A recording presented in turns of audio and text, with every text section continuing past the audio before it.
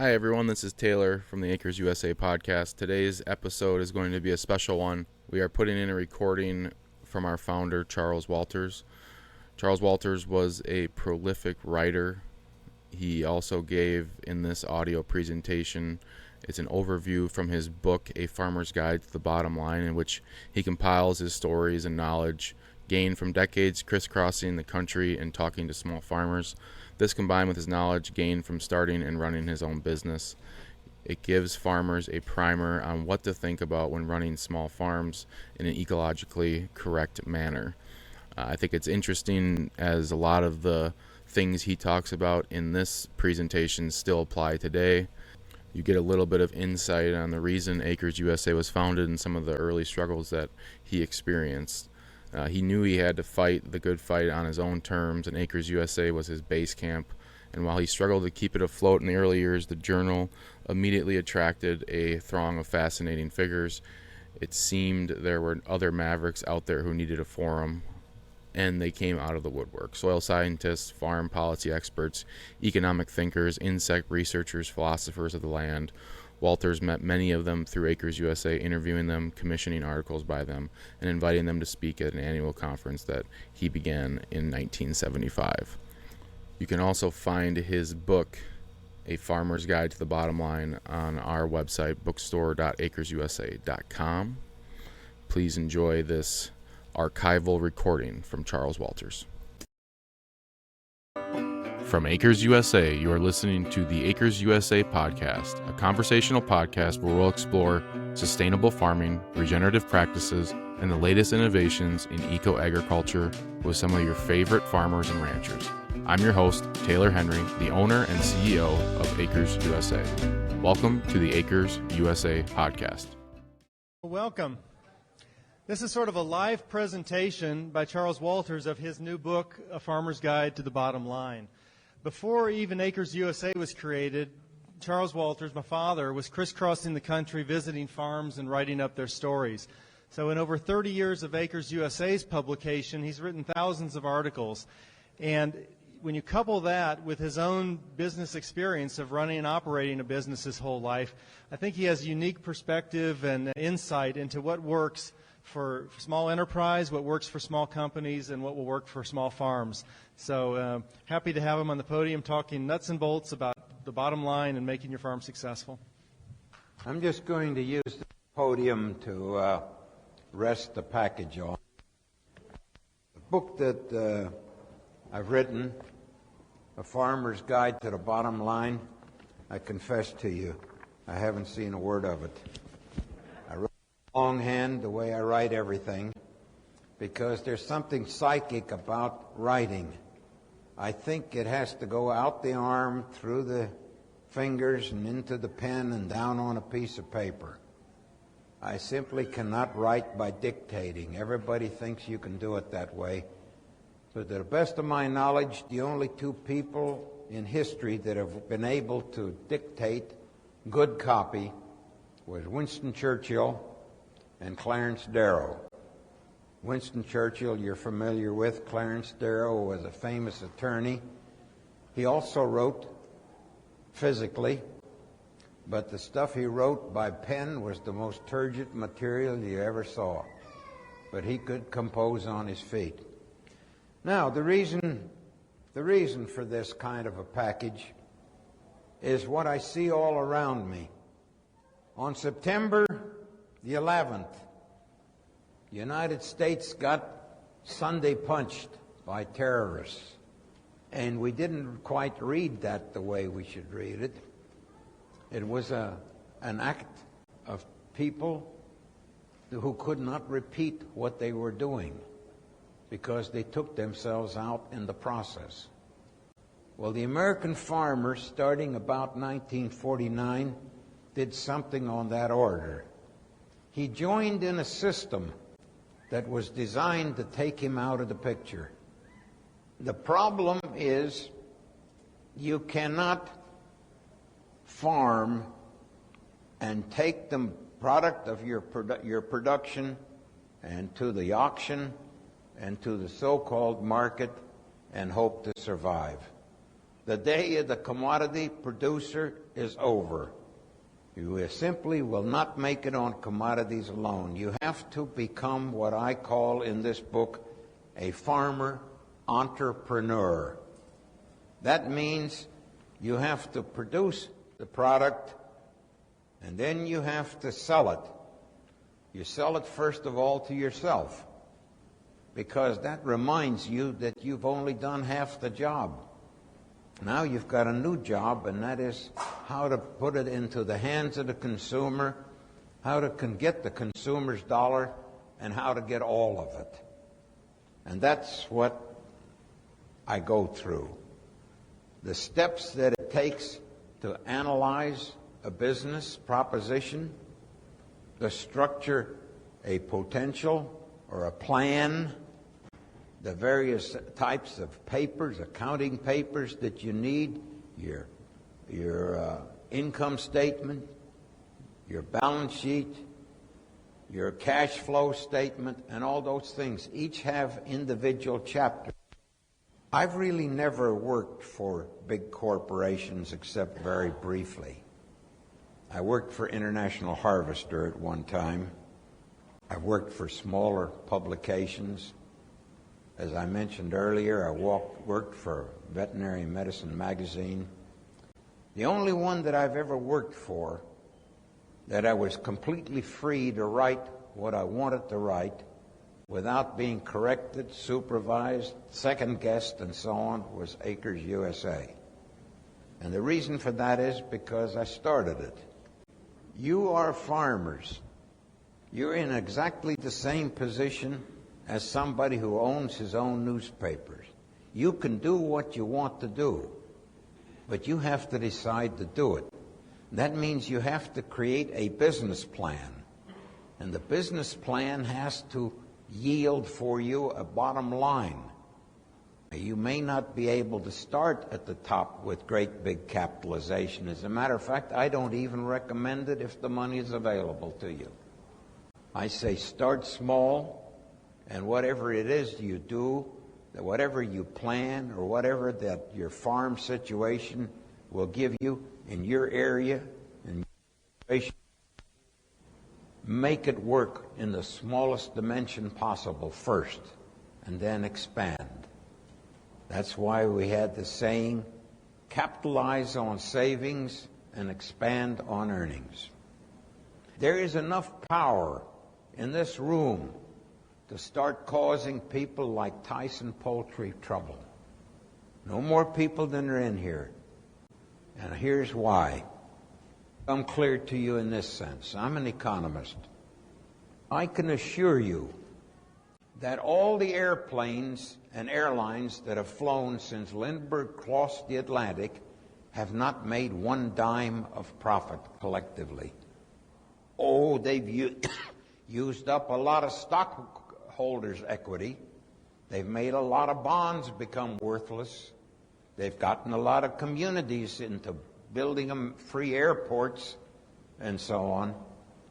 But the truth of the matter is, it is not an economic proposition to move the population of the United States by air. You can take coal and load it onto an airplane in Kentucky and fly it up to Kansas City. I'm not saying it can't be done. I'm just saying it's not economic, because probably the cheapest way to move coal is by train. These big corporations are paper thin. You saw what happened to all the airlines in the United States with the loss of 1 week of business. They're bankrupt. Bankrupt.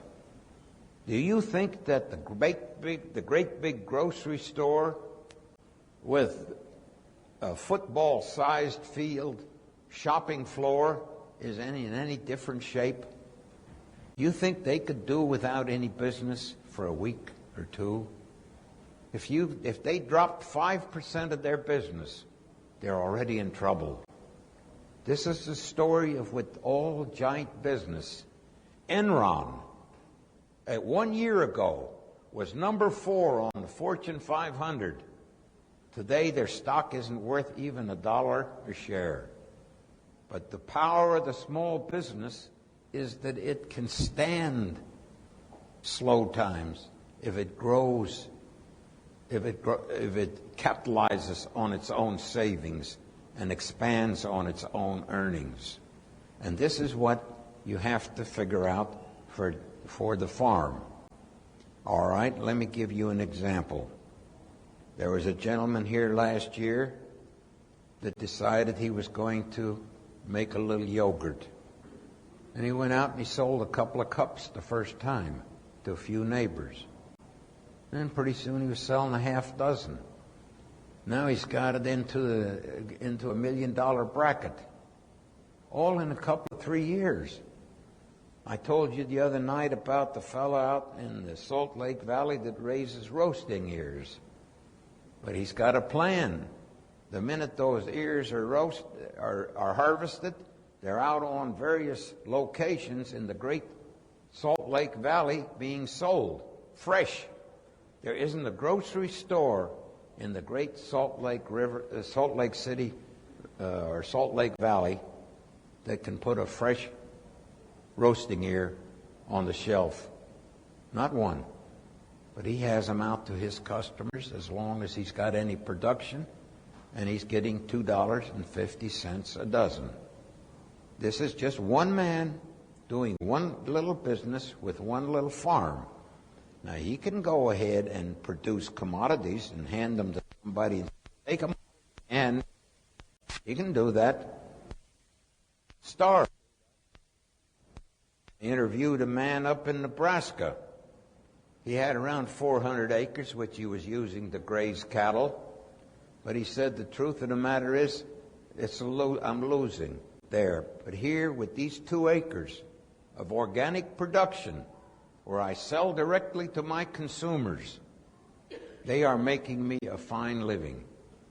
My neighbor is farming 2 sections of ground. And those 2 sections of ground, he is losing his capitalization at the rate of 2% per year. So the advice he's getting from Extension and from the university and from the bank and the seed company and the chemical company is you need more acres. This is what the commercial agriculture is coming to. I mentioned the other night that if you look at the subsidy payment to farmers, you will see that every really big farmer that is producing for the commodity markets is technically insolvent. I sense that they are in serious trouble because Brazil has announced it's going to take before the World Court the matter that the United States is subsidizing its farmers. Now, it's not subsidizing all farmers, it's subsidizing the so-called political farmers, the basic storable commodities, which we developed our parity programs on back in the Roosevelt years. I wouldn't bet money on how that one is going to come out because we have not done very well in the World Court. As a matter of fact, we have always lost. So the idea behind a farmer's guide, bottom line, the anatomy of farming as though it were a small business, maybe a small publication or a small factory of some sort, or sales organization. Look around you. I know it's become public policy in the United States to put small businesses out of business. The communities are complying with their own destruction. You see them all over the United States issuing tax incremental financing to Walmart and to people like that. The minute they move into a community, 30, 40 small businesses move out. You say only a crazy man would suggest to anybody to go into small business. But you as a farmer are already in small business, except you're only doing half of the job.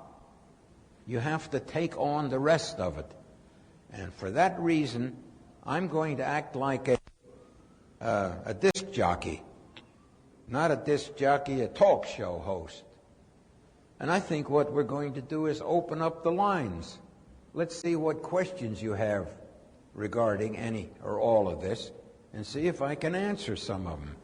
And if not, I'll do one of two things. I'll either sit down or keep talking. I don't know.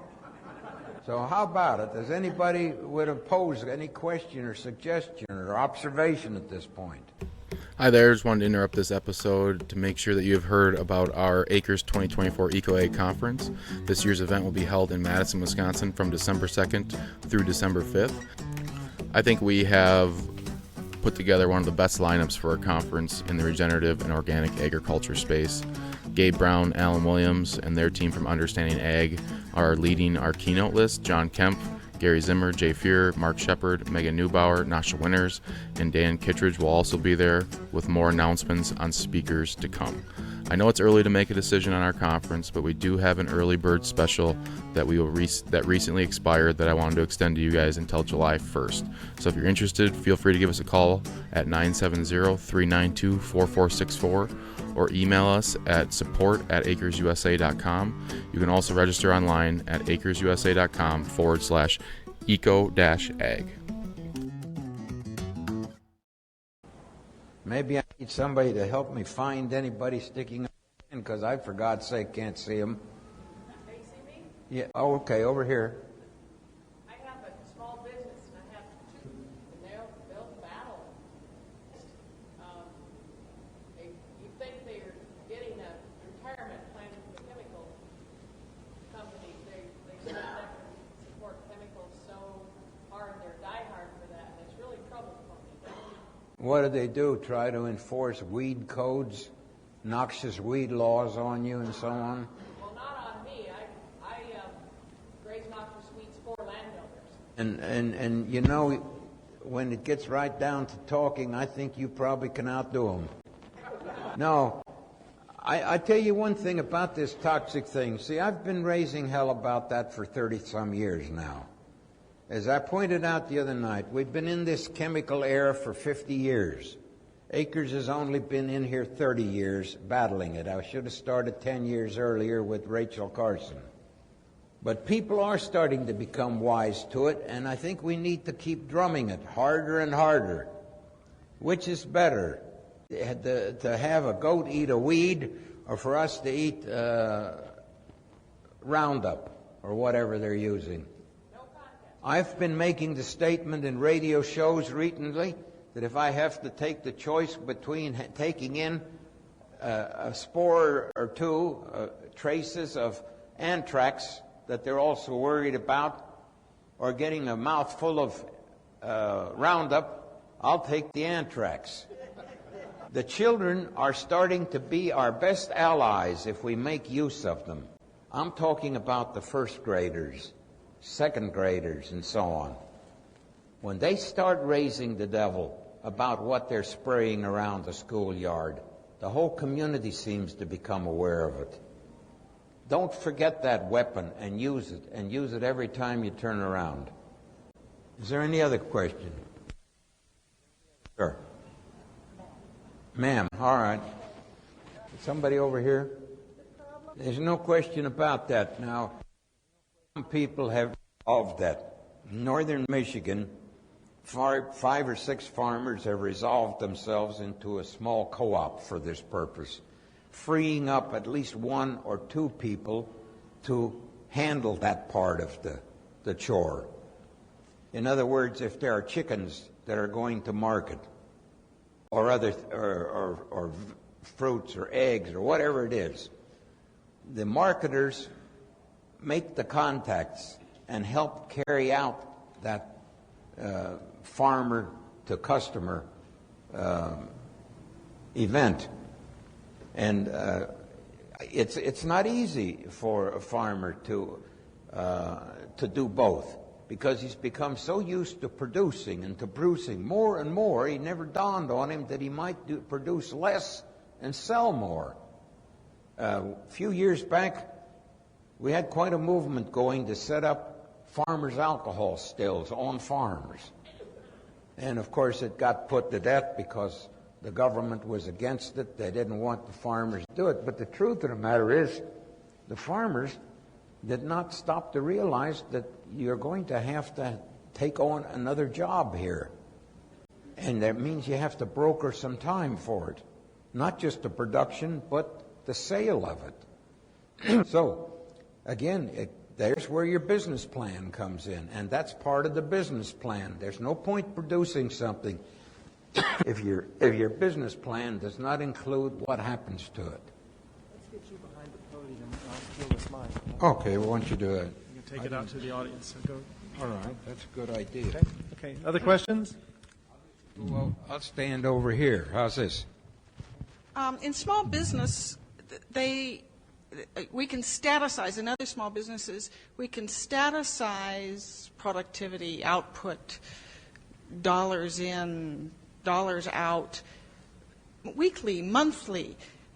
In farming, how do we account for statization so we know where we are at any given time and can predict? I didn't catch the question. How often, how can we staticize our production, how we are doing? How can we find out how we are doing sooner than we're flat on our back, basically?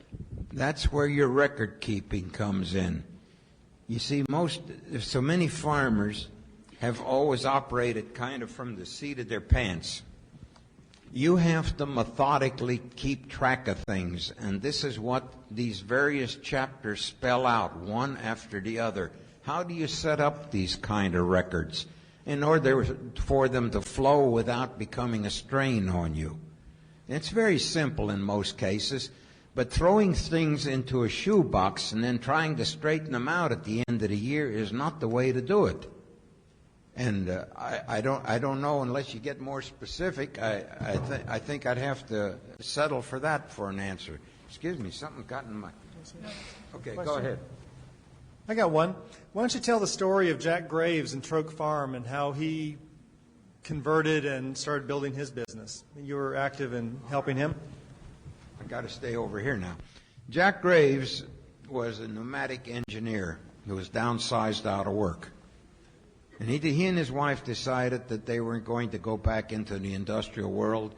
He had some greenhouse experience, so they decided to buy a little farm up there by Buckner, Missouri, which they did. Jack decided one of the first things, and probably the easiest to get into, was to raise some chickens, free-range chickens, because that seemed to be the growth thing. Joel Salatin has set the stage for it, but actually long before Joel Salatin, the old Big Sandy University down in Texas was pioneering the idea of movable cages and chickens out in the open on fresh turf every day. And we're discussing how do you decide to charge for these? And I said, well, Jack, we'll go down to the grocery store and see what they're getting for chickens. I don't know. And he says, oh my God, he says, I was getting real scientific. He said, my God, I can't sell for those kind of prices. I don't even have to go down there. I can tell you right now what they're charging. And he told me. And I said, well, we're not going to sell for that. You're going to double it. Oh, so he doubled it. He put the word out. He sold out every chicken that he planned for the first year. So he doubled the production and still selling them. He said, I think some people are a little gluttonous in the amount of chicken they think they're going to be able to eat. But that's how hungry people are for chicken that has some taste to it. And the same is also true for beef. Gerald Fry was a geneticist. His knees went bad, and I met him up at the old McDonough Clinic in Kansas City. It's the first time I met Gerald. And Gerald turned over his business to his boys because he was just going to not be able to function anymore. Well, McDonough took him in there, and he's a sadist anyway, and he run some needles into his joints, and he got him on his feet, so he's back out doing his reproductive work right now. But for a time, he decided he was going to feed out 20 steers with attention to the lessons contained in the Acres USA primer. He grew out those steers, slaughtered them, packaged them, put them into a deep freeze and put them on a trailer, and started going within 40 miles of where he lived to every automobile agency. He says, I am a businessman just like you are. My product is meat that has taste to it. He says, I have steaks, so on. He went through here's my list, and I'm ready to deliver. It's out there in the truck.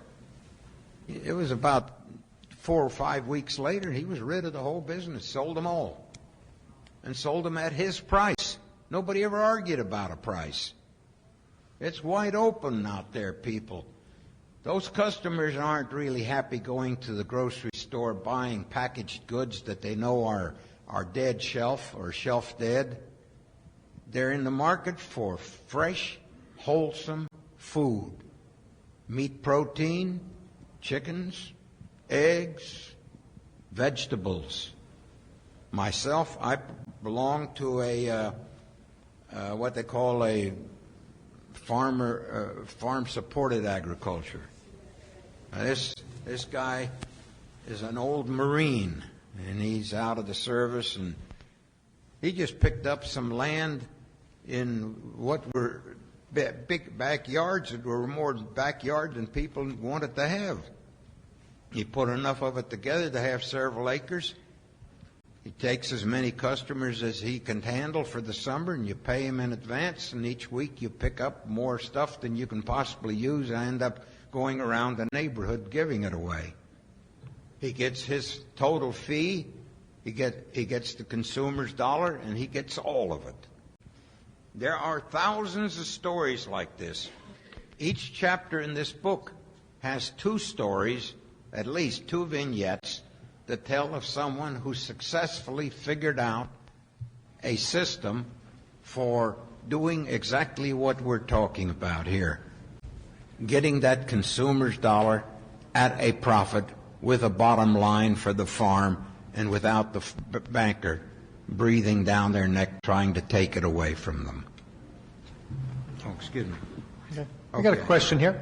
Yes, sir.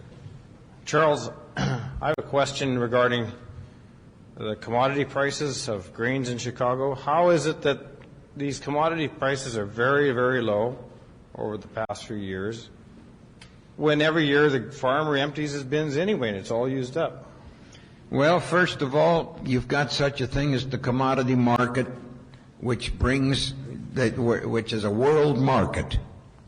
So immediately, you as a commodity producer are in competition with every producer in the world, even if he only comes up with a couple of bushels.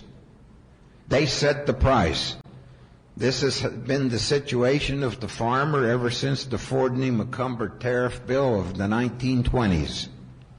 They don't have to actually bring the physical commodity into the United States to cut your legs out from under you. They sell it in here as a futures contract, as paper. And that's why this so-called world price seeks its level. The American farmer, the ones that are survived, are still in there because they're carrying a lot of debt and because they've got sophisticated machinery that even with people working at a loincloth level can't bring it down low enough to take him out completely. But that's where we are. But I've also pointed out that most of these large commodity farmers in the United States receive subsidies from the government. And when they receive those subsidies, well, they can also be taken away from them. But that's the reason the price can't go up. Between 1910-14 and 1932 or 3, no, 1910-14 and 1929, I believe the figure's right, the 13 biggest crops got more money and a better price than the 13 smallest crops. So much for supply and demand. I hope that answered your question. Question? Anyone else?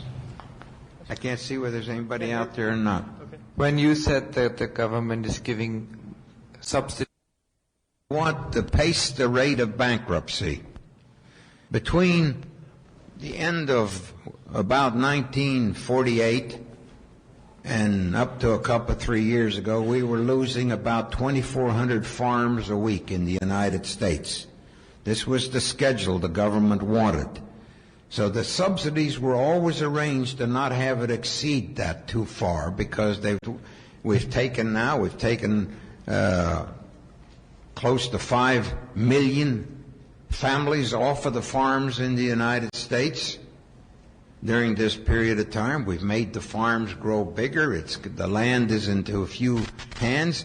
It's the government's idea that the United States should be run by gigantic corporations and by gigantic farms. And that's what's in it for them. Who is calling the shot? Well, it's not these Charlie McCarthys we elect. It's whoever decides they can control what people think in the country. The man the other night told you about Bernays. There's one thing about Bernays he did not tell you. Bernays was the fellow who invented the idea of putting fluoride into the drinking water in order to get rid of it and make people think that it was improving their teeth. This great scientific truth was founded on the copy desk of an ad agency, not in the laboratories or the colleges, you see. So you have to get back to who is actually running the country. Okay, we'll take it. Other questions? Yes, go ahead. Where? I was just noticing in the last few years a dichotomy between organic food and sometimes food that tastes good, or maybe it's not grass-fed. What's the Acres opinion on, do you support organic agriculture or the best agriculture, if they're different? I can't answer for the publisher because I've relinquished that to my son. But here's my personal opinion. I'd say for 25 years I've been writing editorial begging farmers, do not go to the state legislature. Do not go to the Congress asking for an organic law. I can prove that by paging my way through those old issues over and over again, because I said the result will be that you will lose the word organic. Once it's defined by the government, you will not dare touch it because you cannot comply, or you do not want to take on the risk of complying or being found out of compliance. So what the government has in effect done is brought down the death curtain on that very valid term. The best agriculture is what I would support, and that is a biologically correct agriculture. There are several forms of it. The United States has never been very big on biodynamic agriculture, but it is one of the more valid forms of agriculture in the world. Part of the reason for it is that it's become too mystic in the United States for our taste. But it's working well in Australia and in Europe and New Zealand. I don't know that we have a term for it right now. We've carried on the masthead of Acres USA eco-agriculture for many years now. That's still about as good as we're going to do. But when the government decides to define what eco-agriculture is, I guarantee you it'll be dropped off the masthead faster than I can stumble off this stage. Charles, I really appreciate your input and what you've told the people today. My husband and I have we're farmers, and we currently market a snack food product made from field corn. And my husband often has quoted you in saying this bit about capitalize on savings and expand on earnings. And I guess I've quoted you when I've talked to other people. And I would just like to encourage the people in this room to start out small. The first day that we did our production, we did 23 cases of product and didn't know where it was going to go. And we just took it locally, and because it was a local product, people bought it. And we currently process generally average 2 days a week, and we make about 600 cases each of those days. And we're marketing in Southern California and New York city area, and are doing very well with it. And even though you and I wouldn't buy our product at a 4-ounce bag of corn for $1.50, there are a lot of people who will. You can't go by what you think. You have to go by what the customer wants, as the Martins have talked about. I've really appreciated this conference this year. Thank you. Well, you got to remember, the farm is a niche farm, and the marketing of the product is a niche market. That's all the world is a bunch of little niche markets. It's just that some smart people have put you all together into a one-bushel basket and giving you practically nothing for your effort. And what you have to do is take yourself out of that. I wish I could read to you the last chapter of this book. It's not even a page long. I guess if you read that page, maybe you wouldn't buy the book. But basically, what I'm saying is that if you get up and take a helicopter view of the country, all you'll see down there is farms, little pixels. If you take a picture in the newspaper and put it under a magnifying glass, you won't see a picture at all. You'll see lots of little dots, some of them of different densities, and they make up the tones and the half-tones that give you a picture. Well, you're the pixel. You have to think of it that way. And you're in that great big soup out there, but you have to get your part of it. And the way to get it is to take time off, for God's sake. Take some time off, a week or two, and think. Reason out what your assets are and what you can do with them and how to transport them to the market in order to take home a bottom line. That's what I'm trying to tell you in this thing. And I used illustrations from previous issues of Acres USA, vignettes. We only had room for a few. We could have made this thing 1,000 pages long if we'd have just continued giving case reports. But case reports can only tell you so much. The main thing they can tell you is to how to start thinking, because that man's case report won't fit you anyway. But it may start you thinking in the right direction. You have a question back here? Chuck, this is Margaret. Yes. You're talking about niche marketing.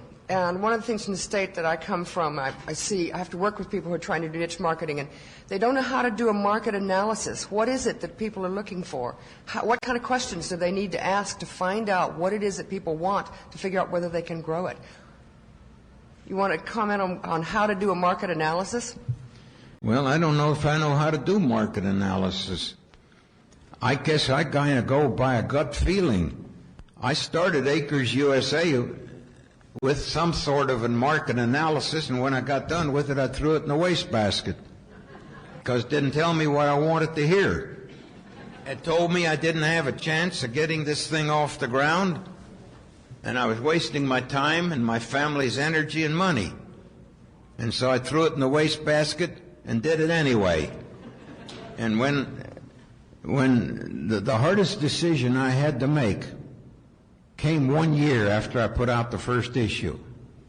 And that was, do I accept subscriptions for another year? There really weren't enough of them to justify my decision, but I decided to go ahead anyway.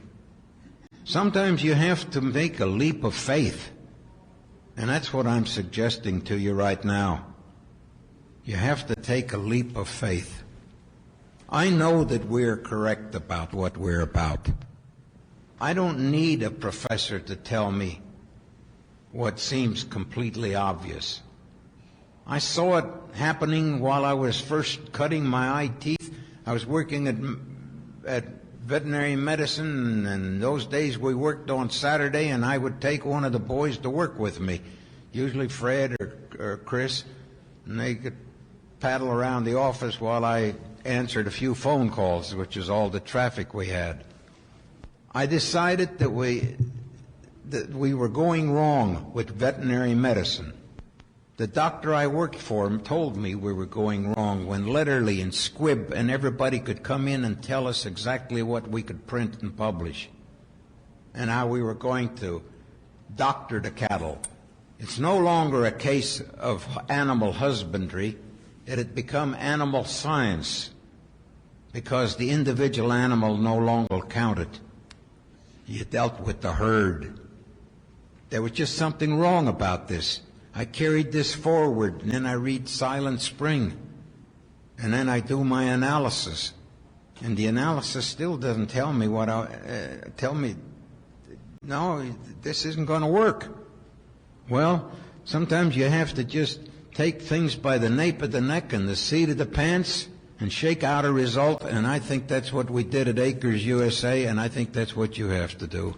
Explain too, though, how you didn't mortgage the house to do it. You had written a book. No. I don't like. If you notice in this book, there is a cartoon. I don't know what page it is on, but the cartoon has a caption to it. It says, "Before you start trusting the banker, look and see if there isn't a picture of Benedict Arnold hanging over his desk." We did not. No, I did not go into debt. It had to make it on its own. That meant I had to carry a second job. And I say sometimes I don't expect things out of a person who's 75 years old that I could get out of a person who was 28 years old, though. So that's the difference. If you're young enough, you can put in that little extra effort. But you can't put it in if it's not getting you anywhere. But you do still have to look down the road further than 1 year. You have to be a little patient. Unlock the secrets of Acres USA. Transform your land and legacy with an exclusive Acres Eco Farmer membership. Take some of our most famous speakers from previous conferences with you in the tractor. Speakers like John Kemp, Gary Zimmer, Andre Liu, Paul Dorrance, Gabe Brown, Joel Salatin, Fred Provenza, Dr. Paul Detloff, Charles Walters, Mark Shepard, Jerry Brunetti, Neil Kinsey, Jeff Moyer, Nasha Winters, Arden Anderson, Doug Vine, Elaine Ingham, Dr. Don Huber, and many, many more. As part of this membership, you'll get 12 issues per year of our magazine with exclusive access to our new magazine membership site, with content that doesn't even make it to the magazine. It'll be 50 plus years of recordings delivered to you in audio drops, and 50 plus years of archival material, along with discounts to our bookstore and discounts to our events. Please check out eco-farming.com for more information on our membership. We have a question over here. Okay. Mr. Walters, when the World Trade Organization demands that the United States cease subsidies to farmers, what will be the initial response? The court must have its day. And in other words, the U.S. courts will not interfere, and the World Court is going to take over, and a few of the lawmakers will make noise, but that's about the size of it. I don't know. I'm not an oracle, so I cannot tell you how it'll come out. But after I see what's happened to Canada and what's happened to the United States in these world court cases, I'm not that hopeful. And I fear for Canada especially, because I think when the time comes, they'll lay a pipeline in there and suck those lakes dry, moving water wherever they want it. Anyone else? Questions? Okay. Over there? Here. Excuse me, I'm sorry. I just wanted to make a comment, really. I come from Chicago, and I'm a little bit involved in getting chickens and eggs from a farm and so forth, and I have a CSA. And the terminology distresses me. To talk of it as a niche market, for instance, it sounds as though it's boutique food or something extra special. I think what I'm talking about and what I want is good farming and good basic food. And I don't care if it's different or if it's a specialty or if it's something done with wine and cheese. It's just basically good food, good strong food from good farming. Mm-hmm. I notice in the markets, like Whole Foods is a big market in Chicago, and I notice that there is so much choice. I mean, you're exhausted by the time you get home. Mm-hmm. And now that's a lot dishonest too, I think. But I wish that the terminology would not be so special and as though we're going into a boutique for food. You know what I mean? Well, I don't know. Sometimes I wonder if what we shouldn't have is a psychosemanticist. A psychosemanticist would deal with the effect of verbal artillery on the fortress of reason. I don't want to quibble about that. I'm looking at it right now, especially for the purpose of this book, from the point of view of the individual farmer rather than the industry or the metroplex or anything like that. It probably is totally inappropriate for Chicago, where you do have access to fresh fields, or Austin or places like that.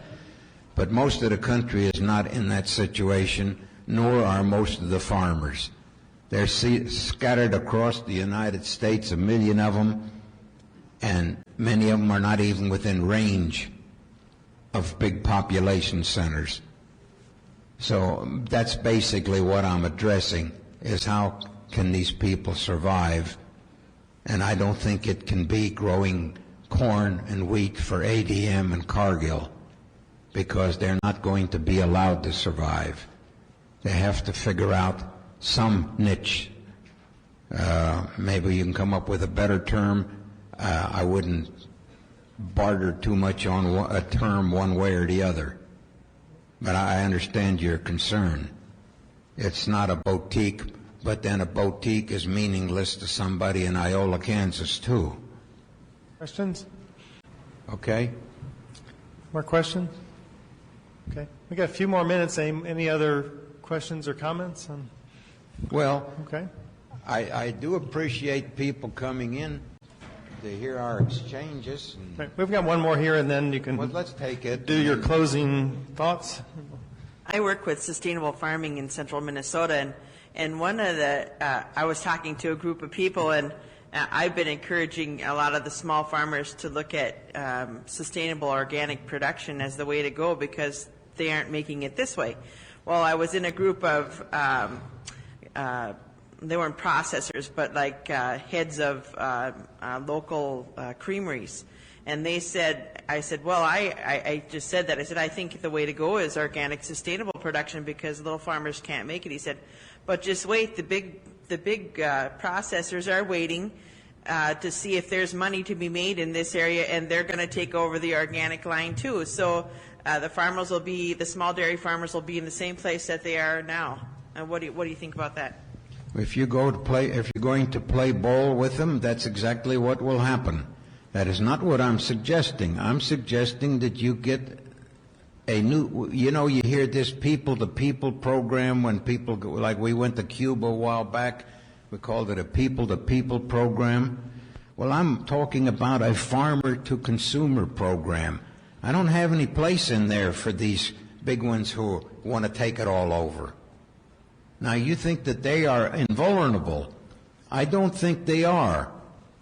I think there's enough people in this hotel to start causing Tyson trouble if they all grew free-range chickens.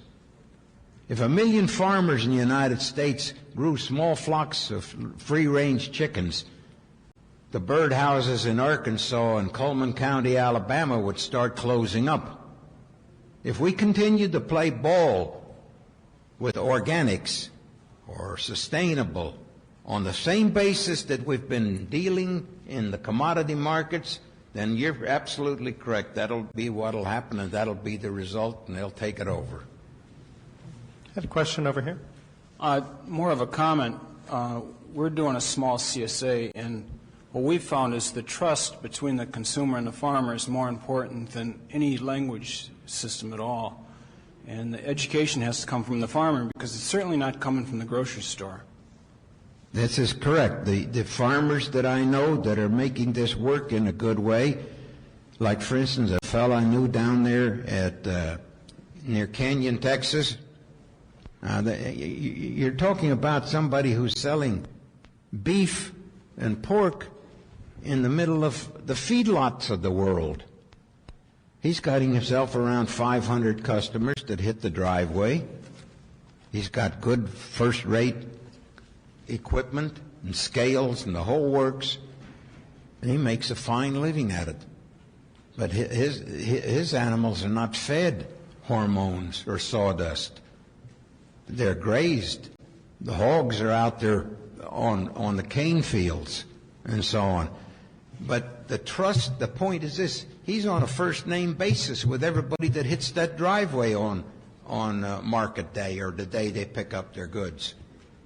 And this is where you can beat the dickens out of A&P or Schnooks or whoever they are.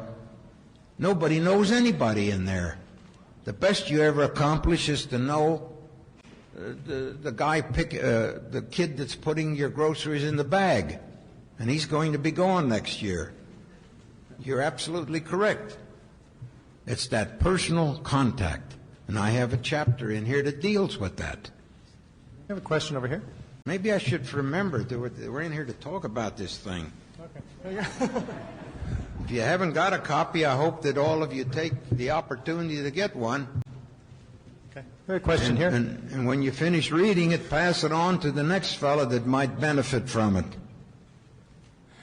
Charles, just an observation from Australia. I am involved with a company that supplies that does similar to what IAL and Dan Scow do here.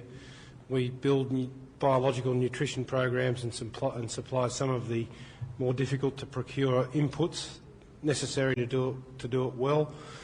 We have a number of clients that are a member of a farmer-operated co-op of small that's principal purpose is the production and marketing of small grains, and they've clearly identified biologically grown grain as a means by which they can differentiate themselves from the conventional grain handling system, and are successfully seeking out markets value-added for both value-added products and for raw grain that is biologically grown and demonstrably superior, particularly in Asia. And it's a very good way that growers can compete on the world stage and differentiate what they do, is if they've got a good marketing cooperative in place.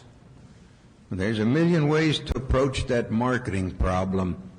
For instance, I have a chapter in here about the electronic storefront.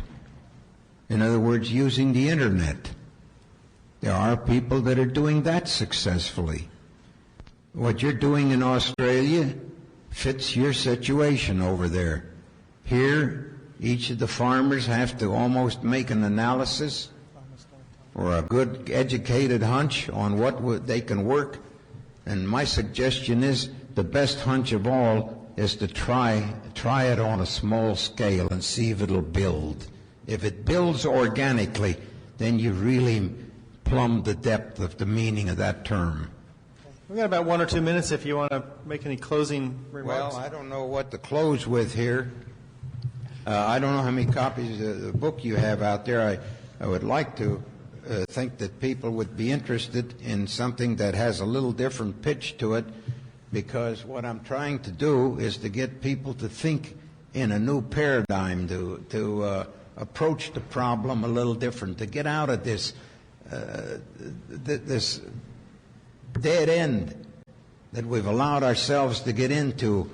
I have a sister that passed away not too long ago. She could not get herself to think in any way other than you raised her cattle to a certain point and took them to the auction. Well, we're going to have to think a little clearer than that nowadays. I have a book, Raw Materials Economics, which they have a few copies of out there too. Some of you might, who are interested in the NORM organization or the NORM brand of economics that they'll be talking about in the conference room here approximately now, might be interested in that. Well, anyway, with that, I thank you very much for coming in here. I appreciate hearing from you. Thank you for listening to the Acres USA podcast, a podcast production of Acres USA. Find us on Spotify, Apple, Google Play, and other popular podcast platforms. Acres USA is North America's oldest publisher on production scale organic and regenerative farming. For more than 50 years, our mission has been to help farmers, ranchers, and market gardeners grow food profitably, regeneratively, and with nature in mind. Find our books and other Acres USA media and learn about Acres USA events at acresusa.com. Read our online magazine at members.acresusa.com, and we'd like to thank Acres USA staff for their contributions to producing this podcast. This episode was edited and engineered by Kennedy Stroessel and Weston Larson of Acres USA. And we're grateful to our guests for taking the time to talk with us about their experiences.